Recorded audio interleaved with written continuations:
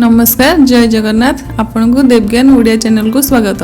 आज मुख्य खबर माड़ी चली डायरिया नेउछि गोटे पर गोटे मुंड गोटे पर गोटे जिला को माड़ी चली डायरिया एबे बालेश्वर को डेइछि डायरिया। बालेश्वर जिला सोर रे किछि लोक झाड़ा बांति रे आक्रांत होई मेडिकल रे भर्ती होइछन्ती।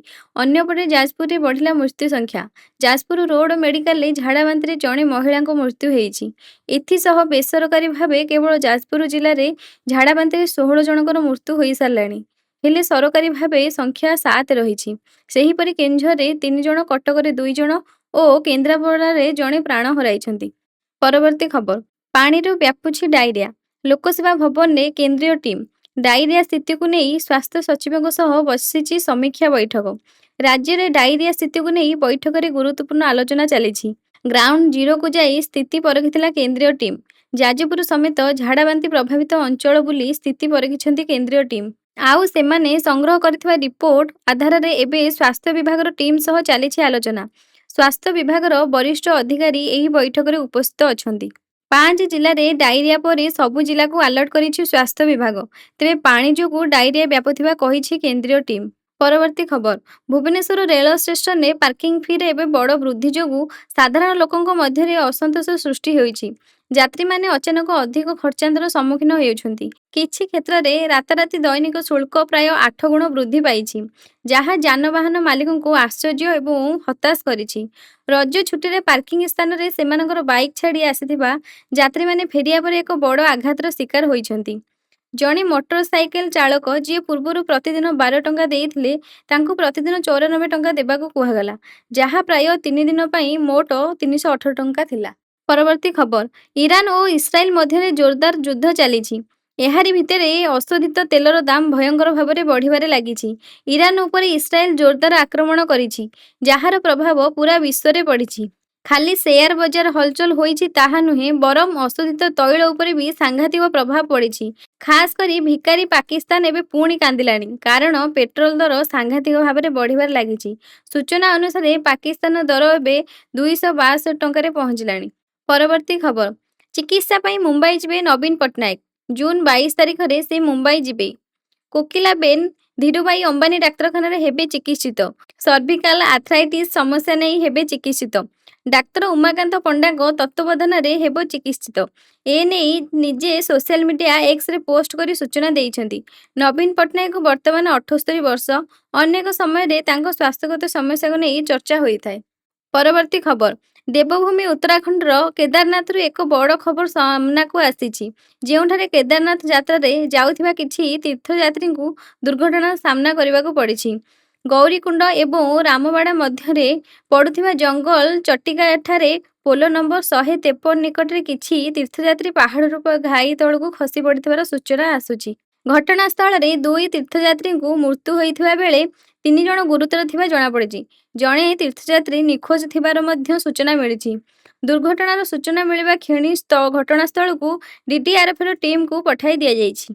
परवर्ती खबर बहु दिन धरी आलोचना हेउछि जे सड़क परिवहन एवं राजपथ मंत्रालय सारा देश में एक नूतन टोल नीति आनिबाकू योजना करुछि, जहाँ अधीन रे देशव्यापी टोल प्लाजा रे यात्रा को सहज करिबा पई अनेक नूतन सुविधा जोगाई दिया जिवो। आउ एबे समस्त चर्चार अंत घटाई केंद्र सड़क परिवहन मंत्री नितिन गडकरी आज सोशल मीडिया एक्स माध्यम रे फास्टैग को नहीं वार्षिक पास जारी कराजिबो बोली घोषणा करिसेंति। नितिन गडकरी आज सोशल मीडिया माध्यम रे सारा देश में वार्षिक फास्टैग पास जारी करिवार घोषणा करिसेंति। एही वार्षिक फास्टैग व्यवहारकारी वर्ष को केवल थरे 3000 टंका खर्च करने पड़िबो।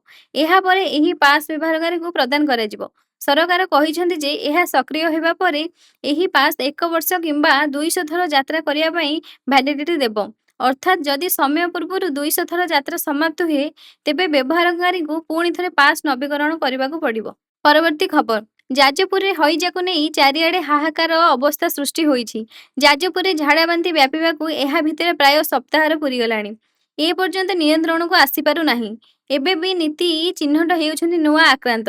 गोटिए गाँव में कमुथिबा बेले नुआ नुआ गाँव में रोगी चिन्हट हेउछन्ति। परवर्ती खबर बहु चर्चित गोपालपुर गण दुष्कर्म मामलें तदंत करिबो क्राइम ब्रांच। राज्य पुलिस महानिर्देशक जोगेश बहादुर खुरानिया मंगलवार एही सूचना देइछन्ति। ଏହି ମାମଲାକୁ ରେଡ୍ ଫ୍ଲାଗ ଶ୍ରେଣୀଭୁକ୍ତ କରାଯାଇଥିବା ନେଇ ସେ ଗଣମାଧ୍ୟମକୁ ସୂଚନା ଦେଇଛନ୍ତି। କ୍ରାଇମବ୍ରାଞ୍ଚର ମହିଳା ଓ ଶିଶୁ ଅପରାଧ ଶାଖା ମାମଲାରେ ତଦନ୍ତ କରିବ। ପରବର୍ତ୍ତୀ ଖବର, ମାଲକାନଗିରି ସୀମାନ୍ତରେ ପୁଣି ନକ୍ସଲ ହିଂସା। ମଙ୍ଗଳବାର ଆତ୍ମସମର୍ପଣ କରିଥିବା ମାଓ ନେତାଙ୍କ ପରିବାରର 3 ଜଣଙ୍କୁ ଅତି ନିର୍ମମ ଭାବେ ହତ୍ୟା କରିଛନ୍ତି ମାଓବାଦୀ। ଛତିଶଗଡ଼ ବିଜାପୁର ଜିଲ୍ଲା ପେଦକରମ ଗାଁର ଜଣେ ଛାତ୍ର ସହ 3 ଜଣଙ୍କୁ ହତ୍ୟା କରି ଫେରାର ହୋଇଛନ୍ତି ନକ୍ସଲ। ମୃତକ ହେଉଛନ୍ତି ଝିଣ୍ଟୁ ମୋଡିୟମ, ସୋମ ମୋଡିୟମ ଏବଂ ଅନିଲ ମାଣ୍ଡିବ। ପରବର୍ତ୍ତୀ ଖବର, ଡାଇରିଆ ଡର ଯାଇନି, ଆସିଲାଣି ଜଣ୍ଡିସ୍। ସାରା ରାଜ୍ୟରେ ଡାଇରିଆ ସ୍ଥିତି ଥମି ନଥିବା ବେଳେ ରାଜ୍ୟର ଚିନ୍ତା ବଢ଼ିଲାଣି jaundice. Bhubaneswar Badagada Brit colony ଅଞ୍ଚଳରେ ଜଣ୍ଡିସ୍ ରୋଗୀଙ୍କ ସଂଖ୍ୟା ବଢ଼ିବାରେ ଲାଗିଛି। ଗତ ମାସେ ହେଲା ଏହି ସଂଖ୍ୟା ବୃଦ୍ଧି ପାଇଛି। ଇ କଲୋନୀ ବ୍ରହ୍ମେଶ୍ୱରପାଟଣା ଅଞ୍ଚଳରେ ଜଣ୍ଡିସ୍ ରୋଗୀଙ୍କ ସଂଖ୍ୟା ପ୍ରାୟ 50 ଛୁଇଁଥିବା ବେଳେ ଏକାଧିକ ରୋଗୀ ସୁସ୍ଥ ହୋଇଛନ୍ତି। ପରବର୍ତ୍ତୀ ଖବର, ଓଡ଼ିଶାକୁ ରେଡ୍ ଆଲର୍ଟ। ପ୍ରବଳ ବର୍ଷା ନେଇ ଓଡ଼ିଶାକୁ ସତର୍କ କରାଇଲା ପାଣିପାଗ ବିଭାଗ। ପୂର୍ବ ଓ ପଶ୍ଚିମ ଭାଗରେ ସକ୍ରିୟ 2ଟି ଲଘୁଚାପ ପାଇଁ ଦେଶର 5ଟି ରାଜ୍ୟକୁ ରେଡ୍ ଆଲର୍ଟ ଜାରି କରିଛି ପାଣିପାଗ ବିଭାଗ। ଓଡ଼ିଶା ସମେତ ପଶ୍ଚିମବଙ୍ଗ, ଝାଡ଼ଖଣ୍ଡ, ଆସାମ, ମେଘାଳୟକୁ ରେଡ୍ ୱାର୍ଣ୍ଣିଂ ଜାରି କରାଯାଇଛି। ସେପଟେ ଗାଙ୍ଗେୟ ପଶ୍ଚିମବଙ୍ଗ ଉପତ୍ୟକା ଓ ତାର ପାର୍ଶ୍ୱବର୍ତ୍ତୀ ଅଞ୍ଚଳରେ ସକ୍ରିୟ ଥିବା ଲଘୁଚାପ କ୍ଷେତ୍ର ପଶ୍ଚିମ ଉତ୍ତର ପଶ୍ଚିମ ଦିଗରେ ଗତି କରୁଛି। ଆଜି ସକାଳୁ ଆହୁରି ଘନୀଭୂତ ହୋଇ ସୁସ୍ପଷ୍ଟ ଲଘୁଚାପ କ୍ଷେତ୍ରରେ ପରିଣତ ହୋଇଛି। ଏହା ପ୍ରଭାବରେ ସାରା ଓଡ଼ିଶାରେ ବର୍ଷା ଲାଗି ରହିଛି। ପ୍ରବଳରୁ ଅତି ପ୍ରବଳ ବର୍ଷା ପାଇଁ ଆଜି 7 ଜିଲ୍ଲାକୁ ଅରେଞ୍ଜ ୱାର୍ଣ୍ଣିଂ ଜାରି କରାଯାଇଛି। ମୟୂରଭଞ୍ଜ, ଯାଜପୁର, କେନ୍ଦୁଝର, ଭଦ୍ରକ, ବାଲେଶ୍ୱର, ସୁନ୍ଦରଗଡ଼ ଓ ସମ୍ବଲପୁରରେ ପ୍ରବଳ ବର୍ଷା ହେବ। ମୟୂରଭଞ୍ଜ ଜିଲ୍ଲାରେ ଭୀଷଣ ବର୍ଷା ହୋଇପାରେ। ପରବର୍ତ୍ତୀ ଖବର, ଚଳିତ ମାସ 20 ତାରିଖରେ ଖୋଲିବାର ଥିଲା ରାଜ୍ୟର ସମସ୍ତ ସ୍କୁଲ, କିନ୍ତୁ 20ରେ ମଧ୍ୟ କଟକ ଓ ଭୁବନେଶ୍ୱରରେ ବନ୍ଦ ରହିବ ବିଦ୍ୟାଳୟ। ପ୍ରଧାନମନ୍ତ୍ରୀଙ୍କ ଗସ୍ତକୁ ଦୃଷ୍ଟିରେ ରଖି ଟ୍ୱିନ୍ ସିଟିରେ ସ୍କୁଲକୁ ବନ୍ଦ ରଖିବାକୁ ନିଷ୍ପତ୍ତି ନିଆଯାଇଛି। ସମସ୍ତ ସରକାରୀ, ବେସରକାରୀ ଏବଂ ଅନୁଦାନ ପ୍ରାପ୍ତ ସ୍କୁଲଗୁଡ଼ିକ ବନ୍ଦ ରହିବ। ବିପୁଳ ଜନସମାଗମ ହେବା ଆଶଙ୍କା ଥିବାରୁ ଏଭଳି ନିଷ୍ପତ୍ତି ନିଆଯାଇଛି। ଭୁବନେଶ୍ୱର, କଟକ ମହାନଗର ନିଗମ ଅଞ୍ଚଳରେ ଟ୍ରାଫିକ୍ ସମସ୍ୟା ଉପୁଜିପାରେ, ତେଣୁ ଏହାକୁ ଦୃଷ୍ଟିରେ ରଖି ଏହି ନିଷ୍ପତ୍ତି ନିଆଯାଇଛି। ପରବର୍ତ୍ତୀ ଖବର, ଦୀର୍ଘ 3 ମାସ ହେଲାଣି ମିଳୁନି ଭତ୍ତା ଟଙ୍କା। ସରକାରୀ ବାବୁଙ୍କୁ ପଚାରିଲେ କହୁଛନ୍ତି ଭତ୍ତା ଟଙ୍କା ସରିଯାଇଛି। ବାଡ଼ି ଖଣ୍ଡିଏ ଧରି ବାରମ୍ବାର ପଞ୍ଚାୟତ କାର୍ଯ୍ୟାଳୟ ଗଲେ ବି କେହି ଦୁଃଖ ବୁଝୁନାହାନ୍ତି। ଶେଷରେ ଅନ୍ୟ କିଛି ଉପାୟ ନ ପାଇ ବିଡିଓଙ୍କ ଦ୍ୱାରସ୍ଥ ହୋଇଛନ୍ତି ଜଣେ ଦିବ୍ୟାଙ୍ଗ ବ୍ୟକ୍ତି। ଅନ୍ୟପଟେ କାର୍ଯ୍ୟ ବାବଦରେ ପ୍ରଶ୍ନ କଲେ ପଞ୍ଚାୟତର ସରପଞ୍ଚଙ୍କୁ ଦୁର୍ବ୍ୟବହାର କରାଯାଉଥିବା ଅଭିଯୋଗ ଆଣିଛନ୍ତି ଖୋଦ୍ ସରପଞ୍ଚ। ପୁରୀ ଜିଲ୍ଲା କେତକୀପାଟଣାରୁ ଆସିଛି ଏହି ଖବର। ପୁରୀ କେତକୀପାଟଣା ପଞ୍ଚାୟତର ବେଣୁଧର ମଲ୍ଲିକ 75% ଭିନ୍ନକ୍ଷମ।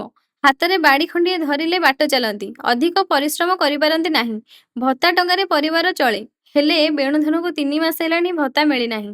ପରବର୍ତ୍ତୀ ଖବର, ସମ୍ବଲପୁରରେ ମା ସମଲେଇଙ୍କ ମନ୍ଦିର ପକ୍ଷରୁ ଆରମ୍ଭ ହେବାକୁ ଯାଉଛି ସ୍ୱତନ୍ତ୍ର ଆପ୍। HDFC ବ୍ୟାଙ୍କ ସହାୟତାରେ ଏହି ଆପ୍ ତିଆରି ଚାଲିଛି। ଦୂରଦୂରାନ୍ତରରୁ ଆସୁଥିବା ଭକ୍ତ ଆପ୍ରେ ପୂର୍ବରୁ ଧାଡ଼ି ଦର୍ଶନ, ଭୋଗ ଏବଂ ଯାତ୍ରୀ ନିବାସ ପାଇଁ ବୁକିଂ କରିପାରିବେ। QR ମାଧ୍ୟମରେ ମନ୍ଦିରକୁ ଭକ୍ତ ଅର୍ଥଦାନ କରିବା ମଧ୍ୟ ସହଜ ହେବ। ପରବର୍ତ୍ତୀ ଖବର, ଅନ୍ତର୍ଜାତୀୟ କ୍ରିକେଟ ପରିଷଦ ICC 2027-29 ବିଶ୍ୱ ଟେଷ୍ଟ ଚାମ୍ପିୟନସିପ୍ ବା WTC ଚକ୍ରରେ କ୍ରିକେଟ ଖେଳୁଥିବା ଛୋଟ ଦେଶଗୁଡ଼ିକ ପାଇଁ 4 ଦିନିଆ ଟେଷ୍ଟ ମ୍ୟାଚ୍ ଅନୁମୋଦନ କରିବାକୁ ପ୍ରସ୍ତୁତ ହେଉଛି। ଏହି ପରିବର୍ତ୍ତନ ଦ୍ୱାରା ଛୋଟ ରାଷ୍ଟ୍ରଗୁଡ଼ିକ ଅଧିକ ଟେଷ୍ଟ ଓ ଦୀର୍ଘ ସିରିଜ୍ ଖେଳିପାରିବେ। ଧନ୍ୟବାଦ। ଜୟ ଜଗନ୍ନାଥ।